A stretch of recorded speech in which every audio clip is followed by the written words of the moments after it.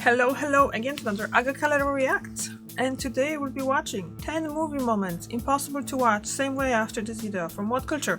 Haven't seen anything from What Culture in a long time, and it's about the time to go back to them. And they're usually very good. So, this video got my attention because the thumbnail was showing Sigourney Weaver and no, I forgot his name. Anyway, they were in thumbnail from movie Sequest. No, it's not Sequest. I think it's Sequest. Okay, let's just watch. Let's see. They might, teach me about the actual title. There's nothing quite like going back to watch a movie and finding a fascinating new detail that you never noticed before, or alternatively, hearing about it from a friend or a committed online film community like the fine folk at Our Movie Details, who pointed out a bunch of the cool finds highlighted on this list today, so huge shout out to them. Whether you end up with a greater appreciation for filmmaking craft or are actively distracted by something you wished you could just unsee, you'll no doubt think of these tidbits every single time you rewatch these movie scenes. I'm Josh from WhatCulture.com, and these are 10 movie moments impossible to watch the same way after this video. Number 10. Q is reading cue cards while talking to Bond. GoldenEye. Firstly, all respect in the world to the late, great Desmond Llewellyn, an icon of 007 lore who played Q in 17 Bond films across more than 35 years. Seriously, he was an acting legend. However, keen-eyed viewers who pay attention to his appearance in GoldenEye will notice that the actor is very clearly reading from cue cards placed around the set. That's Q as in C-U-E, not Q like in his name, by the way, though I do hope that's what they affectionately refer to them as on set. This is most noticeable when Q and Bond are stood by a BT telephone box as Q explains a gadget to him. It's clear that Llewellyn is actually looking over Pierce Brosnan's shoulder while speaking, his eyes moving from left to right as he reads the technobabble dialogue from a cue card or similar device behind the actor. And that's no criticism of Llewellyn at all, by the way. Hell, acting greats like Brando use cue cards all the time, but rather simply an observation that's sure to distract the hell out of fans on repeat viewings. Number 9. Yoda's puppet malfunctions during his death scene. Star Wars Return of the Jedi. Few who've ever seen Return of the Jedi will forget Yoda's deeply affecting death scene, where he confirms both that Luke's father is indeed Darth Vader and that there is another Skywalker waiting to be found before becoming one with the Force. Throughout the scene, though, Yoda's eyes drift and wander around, which audiences would surely assume was an intentional effect in order to convey both his extreme age and closeness to death. However, this was actually a malfunction of the Yoda puppet, as explained by director Richard Marquand himself. Quote, "We had problems with his eyes. Suddenly they would stick on one side or the other, but because Yoda is a very old man and on his deathbed, you feel, well, his eyes can go slightly off-center." End quote. And Marquand isn't wrong at all. Even so, fans are unlikely to see the scene in quite the same context with this in mind, especially with the film now being available in 4K HDR on Disney+, where every last detail of that damn janky puppet can be scrutinized and picked apart. Number 8. Ed's tie and Lorraine's clothes are usually matched. The Conjuring Trilogy. Shortly after the release of The Conjuring The Devil Made Me Do It, franchise protagonists Ed and Lorraine Warren went viral after fans noticed a fascinating detail about their clothes of all things. Throughout the trilogy, as has gone unnoticed by just about everyone who wasn't in the series' wardrobe department, Ed and Lorraine Warren tend to wear coordinated clothes quite literally cut from the same cloth. If Ed is wearing a tie, for instance, there's a very strong chance that Lorraine will be wearing a skirt with the exact same pattern on it. Considering that the series' success is hinged on the affecting central relationship dynamic between the Warrens as much as the scares themselves, it's brilliantly fitting that their matched attire reflects just how they're totally on the same spiritual wavelength in every sense of the word. Number 7. The Truffle Shuffle reveals Chunk's chickenpox, The Goonies. 4K re-releases are always revealing new details about movies, often to the chagrin of filmmakers who would rather the curtain not be lifted any higher than it already has been. But Richard Donner's classic 1985 adventure film The Goonies contains a harmless, if amusing, example of a moment forever changed by the benefits of higher resolution media.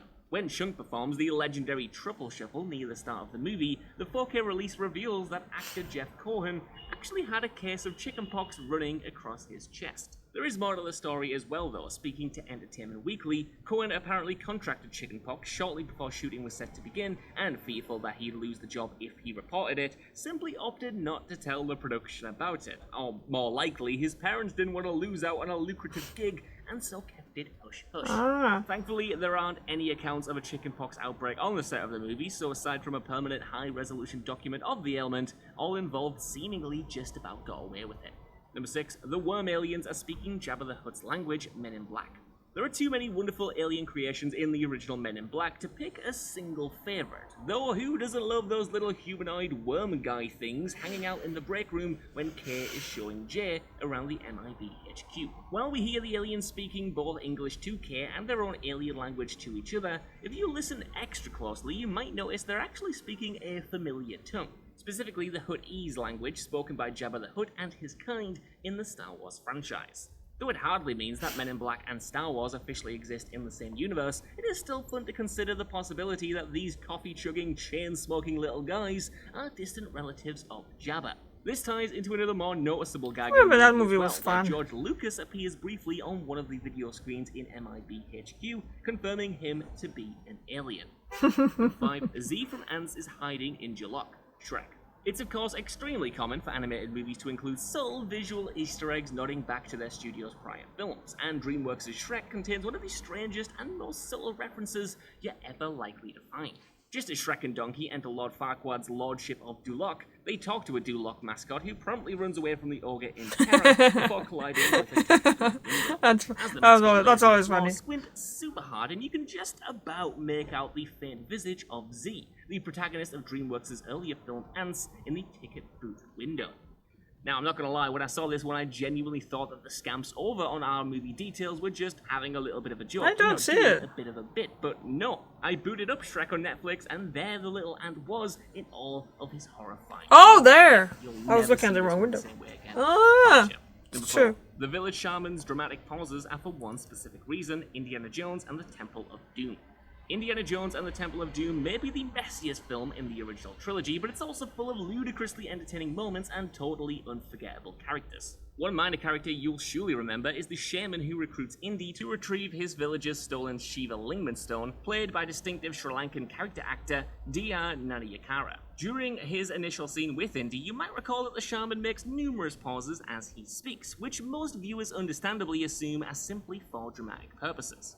But as Steven Spielberg himself explained in a making-of documentary about the film, Nanayakara couldn't actually speak English, and so Spielberg had to speak every line aloud to the actor for him to copy during shooting. So every time you're hearing a few seconds of dramatic pause, that's actually Spielberg speaking the next line on set for Nanayakara to mimic. And yet, the end result feels so natural and perfect that you never even know otherwise. But yeah, sorry, Yeah, that's reality interesting. shattered. Number 3, Confused Vitruvius is actually a Morgan Freeman outtake, the Lego Movie. One of the funniest scenes in the Lego Movie sees Vitruvius gather a meeting of all the master builders, resulting in a fleet of pop culture cameos ranging from Robin Hood to Gandalf to The Simpsons' Milhouse Van Houten. After Vitruvius discusses their plan to defeat Lord Business and repeatedly asks Dumbledore how his name is pronounced, he says, quote, "Alright, you're gonna write that down for me because I'm not gonna remember any of that, but here we go," end quote. And as natural as this line might sound when it's not coming from me, it was actually one of Morgan Freeman's outtakes, as was revealed by writer-directors Phil Lord and Christopher Miller on the movie's home video commentary. As it turns out, Freeman grew a little bit frustrated with dialogue being changed on the fly during recording and asked the filmmakers to write it down for him so he wouldn't forget. But the delivery feels so thoroughly in step with Vitruvius as a character that Lord and Miller found a way to sneak it into the movie without anyone knowing. Number 2, Gwen is being inspected with a speculum. There, Galaxy Quest. It's well known that Not the Star Trek Sequest. themed comedy was originally shot for an R rating before being toned down to a PG-13 in post-production. But still, the DNA of that more risque original cut is still all over the film. Notably, during the early scene where the central cast are beamed aboard the Thermian spaceship and probed, some viewers are probably more likely to notice that the probe being prepared for Gwen DeMarco is actually a speculum. For those unaware, a speculum is a medical device used to inspect bodily orifices, most commonly used in gynecological examinations to open up the vagina. If you're not familiar with the item, it's incredibly easily missed, but makes the scene both more unsettling and more hilarious all at once, especially given Gwen's terrified reaction and presumed knowledge of what's being shoved towards her face. Number 1, the Pulp Fiction door, Spiral from the Book of Saw. Granted, depending on your opinion of Spiral, you might only ever want to watch it once, but it is only inevitable that Saw fans will eventually revisit the movie during a franchise rewatch. Still, you might be surprised to see an Easter egg hiding in plain sight, which pays tribute to the movie's legendary supporting cast member, Samuel L. Jackson. When Zeke enters the police station's cold case room, the door bears two familiar names, Vincent and Jules, who were of course the central characters in Quentin Tarantino's Pulp Fiction, as played by John Travolta and Jackson respectively. It seems obvious once you spot it, and yet considering that just about nobody was expecting such an Easter egg in a Saw movie of all things, it's easily overlooked. For added value as well, it's probably fair to assume that Rock's character being... I don't know how to start watching the Saw movies again, because I think I stopped at like toward... The biblical verse Jules quotes in Tarantino's masterpiece. Right. What happened with the rest of it? Kind of like cut it in pieces. That's weird. I'm not pieces, but just like... No, that was really good. Definitely gonna remember now all the stuff about like the Galaxy Quest. It's... Yeah, I've watched it when I was a kid, so I didn't know what that was, but they are looking weird, and obviously, yeah. And every time I'm gonna be seeing any of those movies, I'll be like, oh yeah, this is what happened. Probably I'm gonna remember all that stuff. So that was cool. Thank you very much for watching, and I'll see you tomorrow. Bye.